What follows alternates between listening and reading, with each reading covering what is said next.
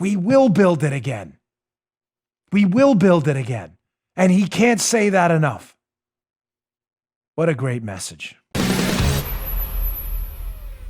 Now, who is getting in the way of us building it before? Obviously, we're the Chinese, and some suspicion is starting to grow about where exactly the Wuhan virus from China came from. Great piece in the Daily Signal today, folks. I'll end on this one. By Fred Lucas. Could COVID-19 have come from a Chinese lab? 4 things to know. In the interest of time, I'm going to get to the first 3 because the first one's about it not being a bioweapon based on the evidence. But I'm going to go with the final 3 here. And you need to read this piece. Again, go to Bongino.com/newsletter. Just sign up for my new. We're not going to spam your inbox, I promise. Paula controls the email list. Right, Paula? We have a prohibition on spamming people's inbox. We don't do it. We'll send you these articles every day. Please sign up. This is an important one. So, did the Wuhan virus originate in a Chinese lab? Let's get the receipts on this. So, number 1. The early theory was, it started in a wet market. Somebody ate something at a wet market, a bat or whatever they sold there, and the virus escaped from the bat to a human. Really?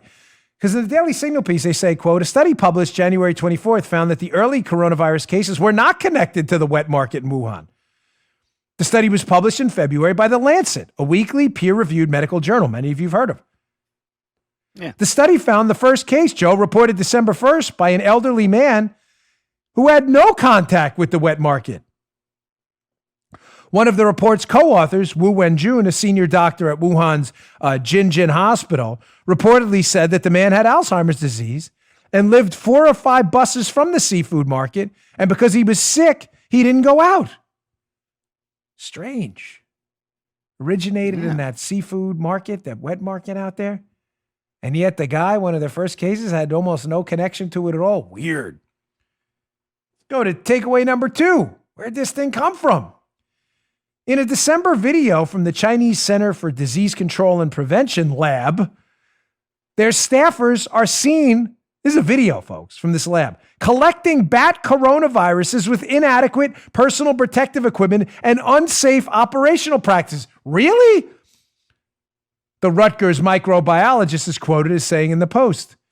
Cheng noted that COVID-19 is a new strain of coronavirus and that Chinese researchers likely didn't anticipate the need for the highest security level.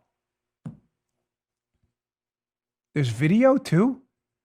Joe, it's all a conspiracy theory. I mean, gosh, The media told us, ignore all that. It started in wet markets. Stop blaming the lab in China. Conspiracy theory.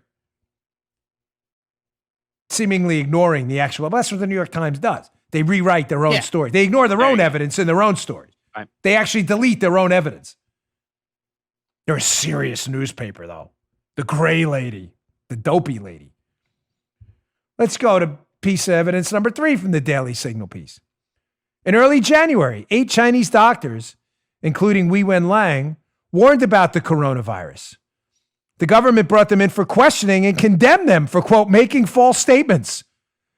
Also in early January, China's National Health Commission directed the COVID-19 samples from Wuhan be removed and destroyed. Why would they do that? Also that month, the Wuhan Municipal Health Commission stopped releasing daily updates of new COVID-19 cases, the Wall Street Journal reported. Is that the way innocent people would act? So if it started in the wet market and had been widely reported, as the public had already stated, then why would the Chinese go through this massive information suppression operation if you knew it was just going to show it started in the wet market? Maybe because what these doctors you were imprisoning and accusing of making false statements, and these videos and things that are all of a sudden disappearing, and these papers that are disappearing offline, maybe because they don't tell that story and the real story shows your malfeasance. You just heard The Dan Bongino Show. You can also get Dan's podcasts on iTunes or SoundCloud and follow Dan on Twitter 24/7 @DBongino.